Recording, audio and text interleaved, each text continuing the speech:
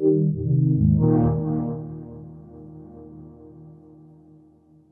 what are your thoughts on how far storytelling has come within video games compared to when they were as a child? In terms of playing the game and the universe as you're playing it, is it? Yeah, the story that's within games. Well, I guess it's a lot more sophisticated from what I see. In terms, you get a prologue now, which is very advanced graphically, and kind of very sort of gives you a proper sort of introduction to the universe you're going to be entering into. Video games didn't really have that when I was growing up. I guess I'm showing my age, but it was pretty basic stuff. The graphics, of course, have come a long way, and the detail and precision of the execution of these worlds. That was something that really blew me away with Assassin's Creed.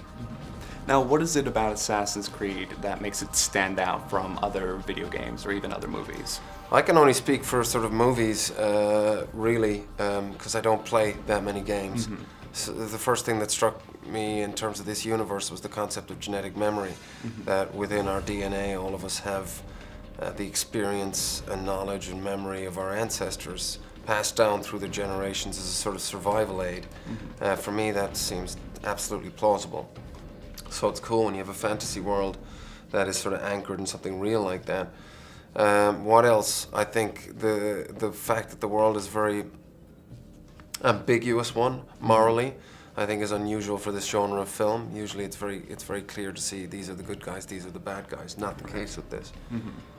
Okay, awesome. Now, what do you think it is about the Assassins versus Templars that makes people so interested in it for over 17 games in one movie? I think there's a lot that people can perhaps relate to. There's a familiarity with these two ethoses, these two ideologies, and it's exciting. You know, I guess the idea of a sort of world order versus anarchy is something that, like I say, we can draw from in the world we see around us. Did you get a chance to play any of the games? I did.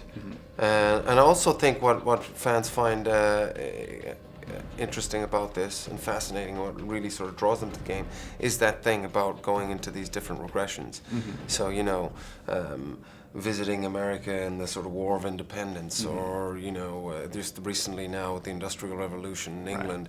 I think fans get a big kick out of that in terms of a sort of educational experience more than anything else. Now, with the movie franchise, we saw the Spanish Inquisition. Where do you want to see the movies go next? Well, I have an idea where they're going to go next, but I can't tell you that. That would be terrible. You don't want to know either, do you? I mean, it'd be better as a surprise. Of course. But we've definitely got an arc over 3 films. As we were writing this first one, we had that in mind. Is there any moments in the games that you, when you were playing, that you really wanted to put into the movie? Parkour elements, right? For sure. That was something that we knew we were gonna take and keep, not only because the fans love it, but it just looks cool. The importance of the artifacts, again, something that we wanted to introduce in the film.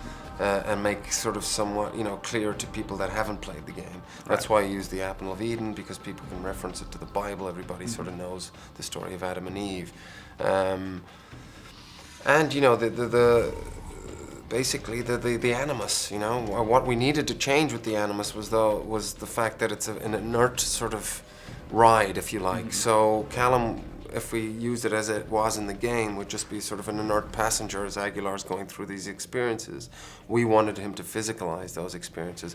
That's why we changed the animus in this and created the animus art.